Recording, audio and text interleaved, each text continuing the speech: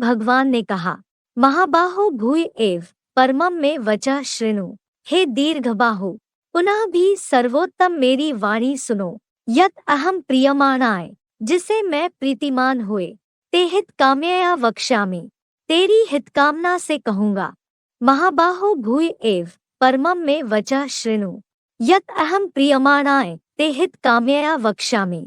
भावार्थ, हे सहयोगियों रूपी दीर्घबाहु, पुनः धर्म पिताओं व ऋषि मुनियों से भी सर्वोत्तम मेरी वाणी सुनो, जिसे मैं सुनने समझने और समझाने में ज्ञानियों में भी सर्वोत्तम प्रीतिमान हुए तेरी हितकामना से कहूँगा, क्योंकि सारे ही सृष्टि वृक्ष की भलाई तेरे बीजरूप से है। सदैव आदि से अंत तक भगवान के सहयोगी नहीं होते हैं। महाबाहो ने कहा है गीता में, भगवान को क्या कहा है?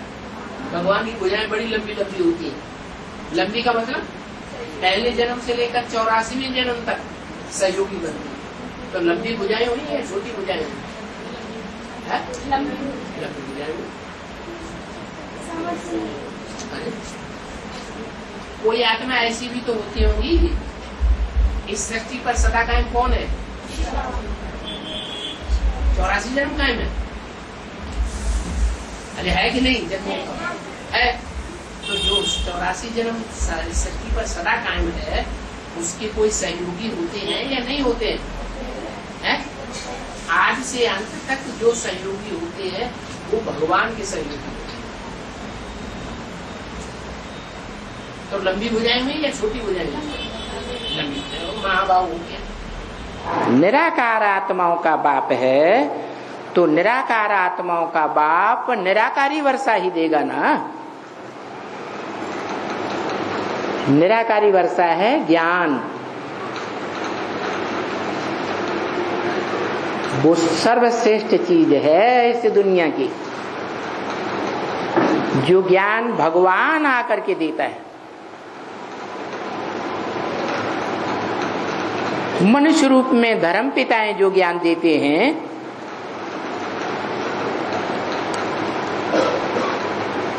वो सब नर हैं। नरक ही स्थापन करते हैं, इस दुनिया को नरक ही बनाते हैं।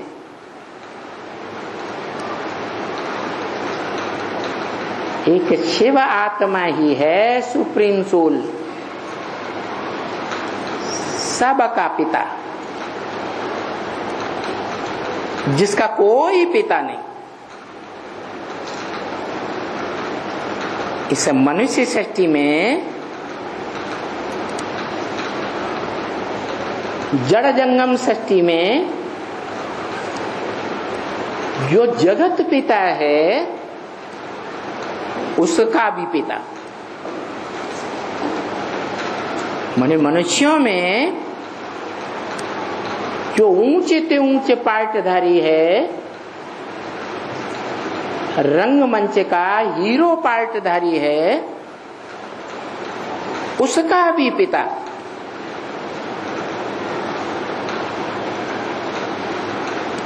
तो वो शिव इस सृष्टि पर जब आता है तो क्या देता है?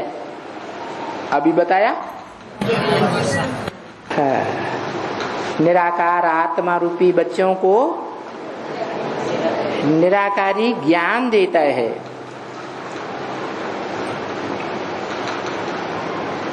एक एक को अलग अलग देता है, या लेने वाले नंबरवार पुरुषार्थ अनुसार लेते हैं।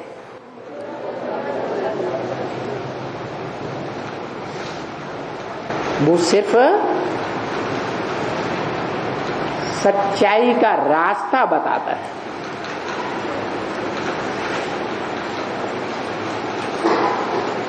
सत्य बात बताता है।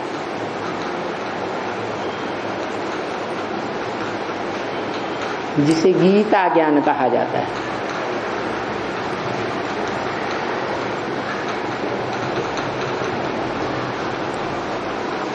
गीता माता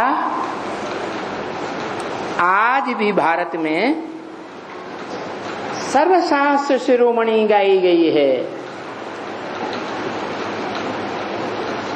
दुनिया के कोई भी धर्म वाले क्यों न हो,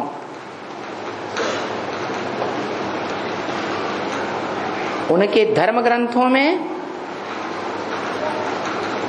उतना गहरा ज्ञान नहीं है जितना गहरा ज्ञान श्रीमद् भगवत गीता में है। और एक ही ये धर्मशास्त्र है दुनिया का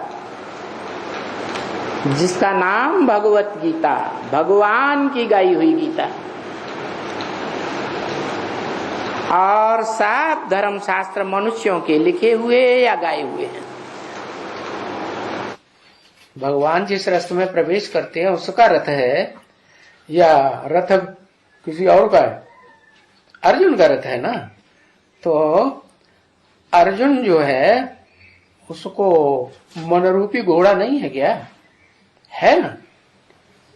तो वो गुप्त है क्या? वो ज्ञान को समझने वाली आत्मा है जो डायरेक्ट शिव से ज्ञान को पूरा समझती है। ऐसे तो इतने बीच में बताया गया कि कौरवों की सेना भी खड़ी है, यादवों की सेना भी खड़ी है और पांडवों की सेना भी खड़ी है। सारी सेना के बीच ज्ञान किसको दिया गया? डायरेक्ट सुनाया किसको? अर्जुन को। एक को क्यों सुनाया है? जैसे दादा लेखराज ब्रह्मा के लिए भी कहा। क्या कहा? मैं तुम बच्चों को ज्ञान सुनाता हूं, ये तो बीच में सुन लेता है। क्या वास्तव में बात किससे की जाती है? बात उससे की जाती है जो काम को पूरा करे। और जो है ही बच्चा बुद्धि, बात तो समझता ही नहीं, तो काम क्या पूरा करेगा? तो बताया कि अर्जुन को ही स्पेशल ज्ञान दिया, अर्जुन के रथ में बैठ के ज्ञान दिया। अब रथ कोई स्थूल तो है नहीं क्या? शास्त्रों में तो ये भी तो बताया, शरीरम रथम विद्धे इंद्रियाणि हयान्याहु। क्या शरीर को रथ समझ, इंद्रियों को घोड़ा समझ। तो क्या समझे? वो रथ जो है वो अर्जुन का रथ है, अर्जुन का शरीर है। उस ब्रह्मा के मुख से निकली जो वेदवाणी कही जाती है, विद माने जानना, वेदवाणी माने जानकारी देने वाली वाणी, सच्चाई की।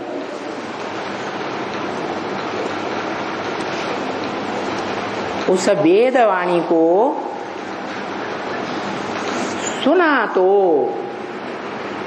सुनाई तो गई,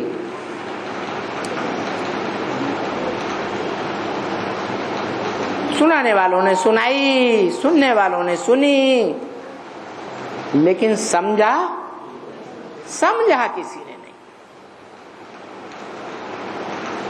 इसीलिए भक्ति मार्ग में देखा जाता है कि आज वेदवाणी को कोई पढ़ता है, वेदों की ऋचाओं को कोई पढ़ता है, सुनता है? न सुनता है, न पढ़ता है, न पढ़ाता है, न सुनाता है। क्यों?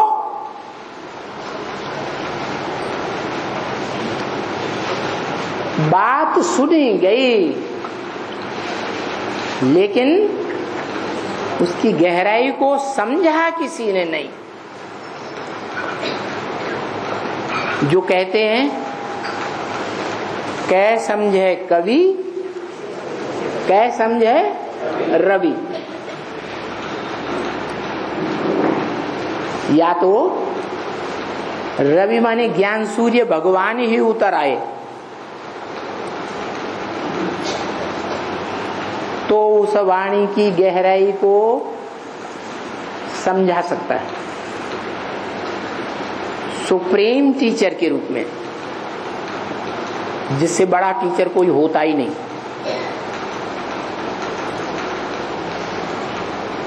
या तो ज्ञान सूर्य बता सकता है, या तो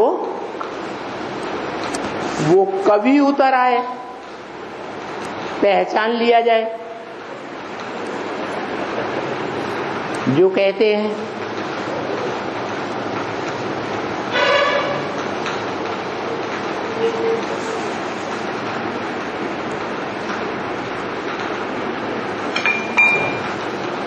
व्यास प्रसादात्,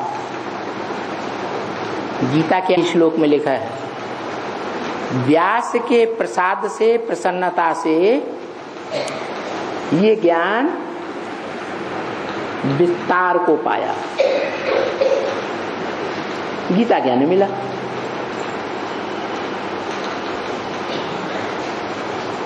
तो और ये भी कहते हैं वेद व्यास, माने वेद किसने लिखे?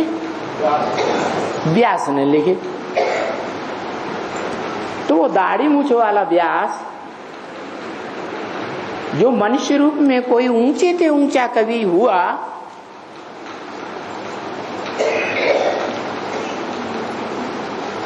उसने जो भी सुनाया या बाद में उसे लिखा गया, वो कभी तो बाद में रहा नहीं, क्योंकि मनुष्य सब जन्म मृत्यु के चक्र में आते हैं।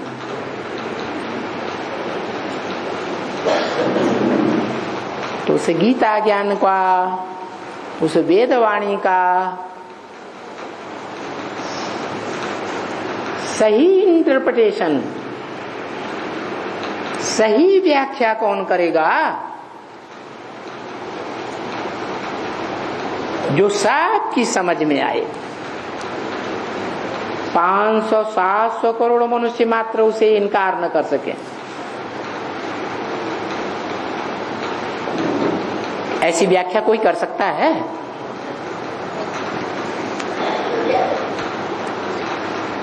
सिवाय ज्ञान सूर्य भगवान के, अथवा वो पुराने से पुराने कवि व्यास के।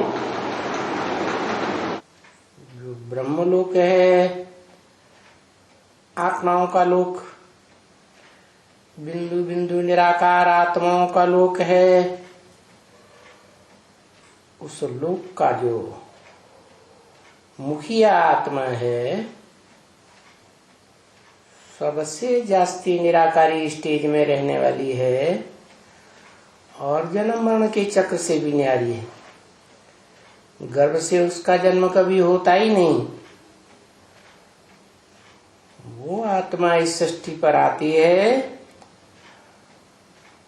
और उसी मुकर्रर रथ में प्रवेश करती है जो सारी मनुष्य सृष्टि का बीज है, जिसको हिंदू लोग कहते हैं त्वम आदिदेव है, पुरुष है, पुराण है। पुराने ते पुराना पुरुष है इस सृष्टि रूपी रंगमंच का। तो साबित होता है ना। मैं जब आता हूं तो जब सारी दुनिया दलदल में डूब जाती है तो चोटी पकड़ करके खींचता हूं।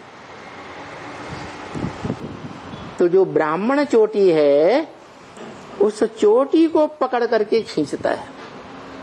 कैसे खींचता है? ज्ञान की डोर से।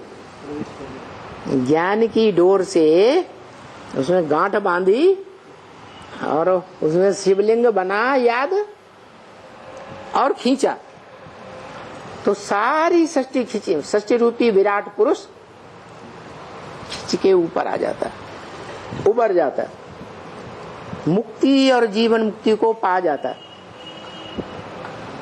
तो वही बीज है जो सारी सृष्टि के उत्थान का भी कारण है।